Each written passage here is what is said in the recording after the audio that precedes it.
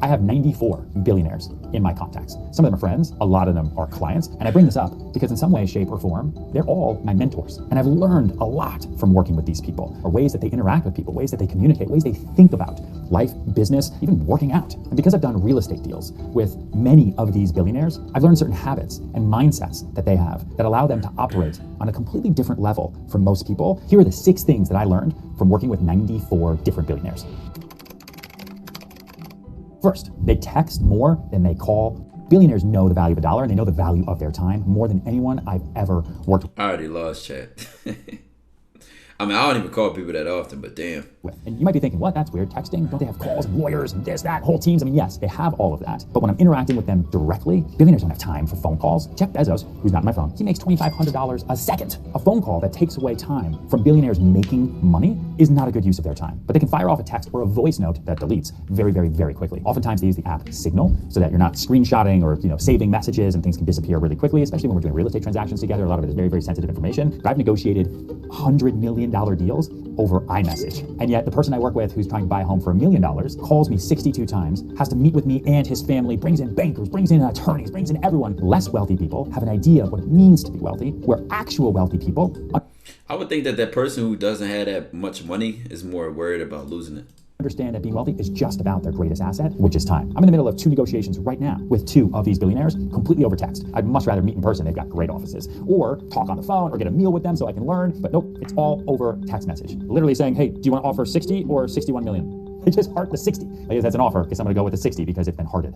The big takeaway, if you are trying to find billionaires to work with, try texting them because they do not waste time, not even yours. And they're on their phones more than most people. Takeaway number 2, they are experts at not wasting time. I went to dinner with my first billionaire client years and years and years ago. He ordered the minute the waiter came over to bring us water. There was no sitting there and reviewing. I do this chat. I actually really do this chat. Anytime I'm out, I'm really a billionaire in the heart, bro. Anytime I'm out, I know what I want to eat before like everybody else is getting water. Menu, there was no asking for the specials, none of that. Here's the water, okay, I'm gonna have this and this, and what do you It's all about being very decisive. want? And if you don't tell me what you want right now, I'm gonna order for you. We're gonna enjoy the dinner, we're gonna talk. We are on a time schedule. And it didn't feel stressful at all. Honestly felt relaxing, like we weren't wasting any time. I did dinner with another billionaire, and when the waiter came over right at the beginning, he just held up the menu like this, didn't even look and said, surprise us. Because when you go to a nice restaurant, you know the food's gonna be good. Billionaires act differently. I mean, I ain't been to no billionaire level restaurant, but like I done been to some expensive places and had that shit be mid, bro. Last time I was up in New York, I'm going to the trenches, bro. I tried to go to all the bougie spots, bro, in New York, and mid.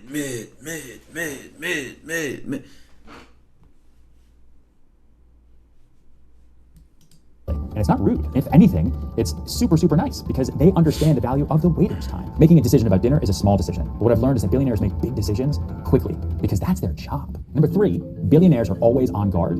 It also shows that they trust the decisions that they make. Like they ain't sitting there hesitating, doubting it, questioning it, fucking filing a million different options to do it. Taken advantage of. Well, they probably calculated it, but once they make it, they make it. Also why it's hard to get in touch with billionaires. It's hard to have them as clients. They really trust no one because they've been taken advantage of. They've learned from that mistake. And new people entering into their sphere of influence, into their circle of trust. Chad, don't I always say this, bro?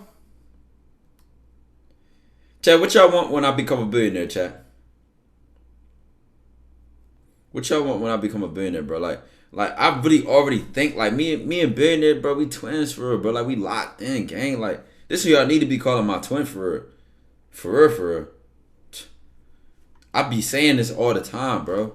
Puts them on guard. Bugatti, nigga, you can't even drive. Because any new person that is coming into a billionaire's life typically has a reason for being there. One of my tricks in working with billionaire clients early on in my career was working for free. I offered up commissions, and obviously the billionaire can afford it. But it's the gesture. I'm not going to treat you differently from anybody else. What else can I do? The other thing that I did to make sure that the billionaires knew that I wasn't taking advantage of them ever was to get in with their outer circle of trust. Whether it's the landscaper, or the nanny, or the private banker, or the attorney. As quickly as that trust can be understood, it can be destroyed. Billionaires also have no issue in moving on from this nigga look like he's stressing, bro. Relationships that don't serve them in like a millisecond. You have a 10-year working relationship with someone who's incredibly successful and wealthy. You lie to them once, make one little mistake. You don't show up on time once. You lead them down the wrong path once. That's it. They now lose all confidence and trust in you, and there are other people who do what you do. They have loyalty when the relationship works on both sides. If it doesn't, they move on.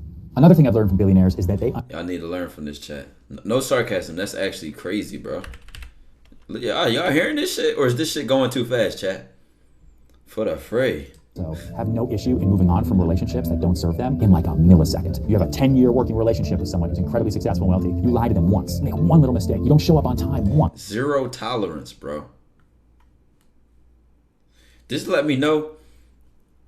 Bro, I really was lined up for this, bro. I have a great tour guide that will show you a new experience in New York. She's a leader on Twitch. I know, Iman. You lead them down the wrong path. Yo, no, chat, this really telling me, bro. Like, I was really on the right path when I was really making the certain sacrifices I was for my business, to where it was like, I didn't give a fuck who you was, dog. Like, I was on 10 every day, all day. And now lose all zero tolerance. And there are other people who do what you do. They have loyalty when the relationship works on both sides. If it doesn't, they move on. Another thing I've learned from billionaires is that they understand the difference between possessions and growth. And they're not afraid to spend. Now, that might sound obvious to you, but it's interesting to watch someone who has a net worth of over $1 billion being... What the fuck did he say? They have loyalty when the relationship works on both sides. If it doesn't, they move on. Another thing I've learned from billionaires is that they understand the difference between possessions and growth. And they're not afraid to spend. Now, that might sound obvious to you, but it's interesting to watch someone who has a net worth of over $1 billion be incredibly cheap over here and then overspend over here. They might kill a deal over $5 over here because they understand that this is not going to do a whole lot for their success, for their long-term growth. But they'll overspend over here by millions, tens of millions, hundreds of millions of dollars because it's an investment in greater growth. Now, a lot of billionaires have very cool material goods, huge houses. Possessions versus growth. I ain't gonna lie, he just cooked with that one, chat. He just definitely just cooked with that. Houses, planes, automobiles, trips, experiences. But if you didn't know what they look like, you typically wouldn't notice them when you walk down the streets because they're not super flashy. They don't wear their wealth on their clothes most of the time. Most billionaires are pretty frugal when it comes to material possessions. The great example is obviously Warren Buffett. Same house, same car, same breakfast from McDonald's with change from his cup holder. And then you have others, Saudi royal. Should have wasted money then if you ain't got no money spread, bro. You have the Jeff Bezoses of the world, but then you have others. You have Elon Musk, who has no possessions, no houses. Billionaires will certainly spend money, but they'll spend money if it gets them a return. A yacht is a great example. A yacht is incredibly expensive, but they have them because it's an investment in future business. They can have other billionaires on that yacht, and that's where deals get done. Their houses as well, on the ocean in Malibu and Palm Beach, castles in France. They are investments in doing future business because they can say to other people, come to my castle, let's talk about the deal. And I know that sounds kind of crazy, but if you had $1 billion, you would also probably have a castle or a beach house. My biggest takeaway is that they only focus on what they are absolutely best at what they are uniquely qualified to do. They don't... So I know some broke niggas with more shit than billionaires. Shit crazy, man. Worry about any of the minutia, any of the work below the absolute biggest decisions every day. Now, obviously, they've gotten to that point where they don't have to do the painting and the building and the hammering. If I want to emulate the most successful business leaders and entrepreneurs in the world today, it's that most of my day should be focused on what I'm absolutely best at focusing on. Everything else should be leveraged to other people. It's kind of a mindset shift as well. Using other people to leverage your work is a massive, massive tool.